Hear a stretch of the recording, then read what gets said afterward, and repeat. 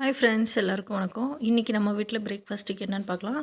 இந்த அடிக்கிற வெயிலில் ரொம்ப பாடியை கூல் பண்ணுற மாதிரி ஒரு சிம்பிளான பிரேக்ஃபாஸ்ட், ஆனால் சேம் டைம் டேஸ்டியாகவும் இருக்கணும், ஹெல்த்தியாகவும் இருக்கணும். என்ன பண்ணியிருக்கேன்னு பார்க்கலாம்.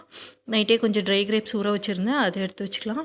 அப்புறம் பழைய சாதத்தில் தண்ணி ஊற்றி வச்சுருந்தேன், அதை காலையில் எழுந்திரிச்சு தயிர் போட்டு மிக்ஸ் பண்ணி கொஞ்சம் சால்ட் போட்டு எடுத்து வச்சுருக்கேன். அது ஒரு கப்பு. இதோட ப்ரோட்டீனுக்கு நம்ம கண்டிப்பாக ஏதாவது எடுத்தாகணும். அதனால் ஒரு முட்டை கரண்டி ஆம்லெட் மாதிரி போட்டிருக்கேன். இதோட சுண்டல் உப்பு போட்டு வேக வச்சது கொஞ்சம்.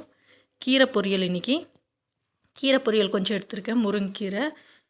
வீட்டில் என்ன பொரியல் இருக்கோ அது நீங்கள் ஒரு பவுல் காய் எடுத்துக்கோங்க. அதுவும் ரொம்ப டேஸ்ட்டாக இருக்கும். தயிர் சாதம் ப்ளைனாக சாப்பிட்றதுக்குமே நல்லாயிருக்கும்.